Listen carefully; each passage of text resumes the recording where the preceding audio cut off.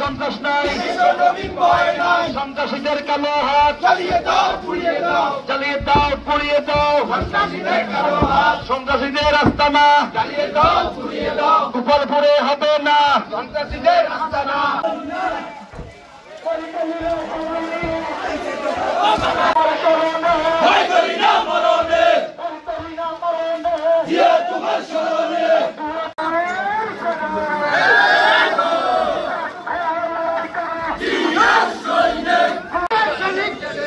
জিয়ার সৈনিক জেগেছে, জেগেছে রে, জেগেছে, লেগেছে রে, লেগেছে, রক্তে আগুন লেগেছে, রক্তে আগুন লেগেছে, লেগেছে রে,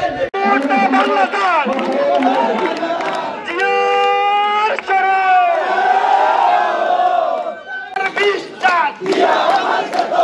সন্ত্রাসীদের কালো হাত ভেঙে দাও, পুড়িয়ে দাও, ভেঙে দাও, পুড়িয়ে দাও। পক্ষ থেকে আপনাকে ধন্যবাদ। আসসালামু আলাইকুম।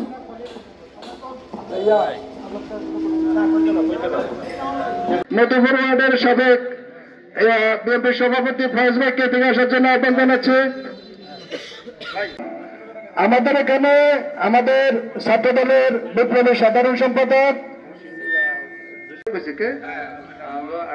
নুরুসন ভাই আসেন, মুন্সিদার লগে আছে, ডাইনে বামে নিজাম ভাই আদর্শ, এটাই আমার নেতাদের আদর্শ। আমি আমার ব্যক্তিগত পক্ষ থেকে আপনারা যে সুশৃঙ্খল ভাবে আজকের এই প্রতিবাদ সভাপতি বলছি যে তুলে ছাড়া কেউ যদি আমাকে একটা মেসেজটা দেয়, মেসেজ সাথে সাথে আমাকে মেসেজটা দিছে যে ভাই এখানে একটা গত কয়েকদিন আগে তুলে ছাড়া একটা অনাকাঙ্ক্ষিত ঘটনা ঘটেছে। আমাদের এখানে আমাদের ছাত্র দলের বিপ্লবী সাধারণ সম্পাদক মধুপুর ওয়ার্ডের সাবেক বিএনপি সভাপতি ফয়েজ ভাইকে এদিকে আসার জন্য আহ্বান জানাচ্ছি। বিএনপির সভাপতি শ্রদ্ধা বড় ভাই, যদিও আজকে ওনার পারিবারিক কাজে এখানে অনুপস্থিত, আমি আমিনুর রহমান হাবিবকে ভালোবাসি, দলের আদর্শ যদি লালন করে থাকি, আমরা দলকে সুশৃঙ্খলে আবারও প্রমাণ করবো গোপালপুরে বাংলাদেশ জাতীয় দল একটা সুশৃঙ্খল দল। এই ইউনিয়নের জামাতের আমির আপনাদের সবার শ্রদ্ধা চান, আমারও খুবই শ্রদ্ধা চান জনাব আলতা স্যারের কাছে। উদ্যোগের আজকের এই বিক্ষোভ মিছিলের উপস্থিত সংগ্রামী নেতৃবৃন্দ, আপনাদেরকে সবাইকে জানাই বিপ্লবী শুভেচ্ছা। পাশাপাশি আমরা একটা জিনিস বলতে চাই, আজকে আমরা এখানে যে উদ্দেশ্যে দাঁড়িয়েছি, যে উদ্দেশ্যে আমরা এই বিক্ষোভ মিছিলে পায়ের সাথে পা মিলিয়ে আমরা মিছিল শেষ করছি, সেই উদ্দেশ্য একটাই, আমরা সেই স্বৈরাচার ফ্যাসিস্ট আমলের মতো আর কোনো মিথ্যা মামলা শিকার হতে চাই না।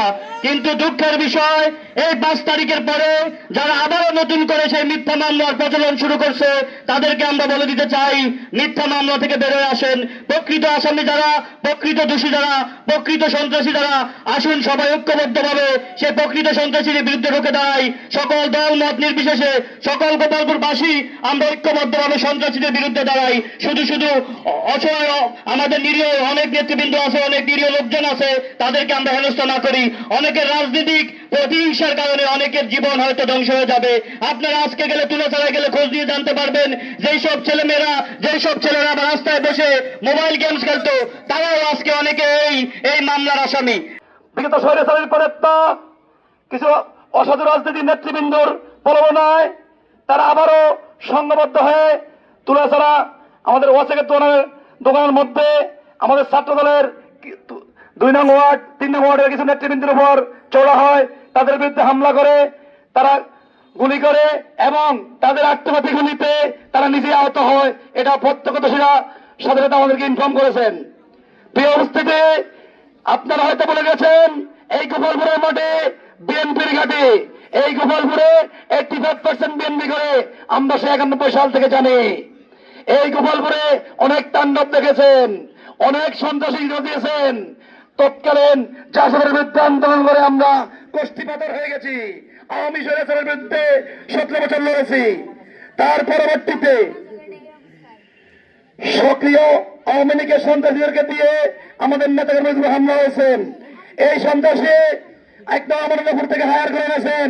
তারা চাইতেছে সেই আমল্লাপুর জিত্তরের মতো গোপালপুরকেও তাণ্ডব চালিয়ে ছাত্রদল যুবদল নেতাকর্মীদের ভয়ভীতি দেখিয়ে তাদের আধিপত্য বিস্তার করবে।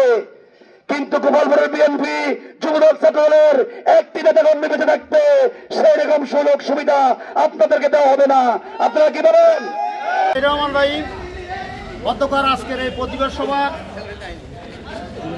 আমাদের 2 নম্বর গোপালপুর ইউনিয়ন ছাত্র দলের সাধারণ সম্পাদক মোহাম্মদ মহসিনের মিথ্যা মামলা হত্যার এর দাবি জানাচ্ছি। আমি আরও দাবি জানাচ্ছি, আমরা মরহুম মনির হোসেন পাড়ারি স্মৃতি ফুটবল টুর্নামেন্টের যে আয়োজন করেছি, আমি আশা করব আগামী 2-4 দিনের ভিতরে আমাদের উপজেলা প্রশাসন, আমাদের স্থানীয় নেতৃবৃন্দ সহ আমি আশা করব যেন আমাদেরকে খেলাটার অনুমতি দেওয়া হয়। আমরা সর্বত্র সকলকে নিয়ে সর্বত্র সহযোগিতা করব ইনশাল্লাহ, যেন আমরা এই খেলাটা লাস্ট পর্যন্ত শেষ করার জন্য চেষ্টা করব।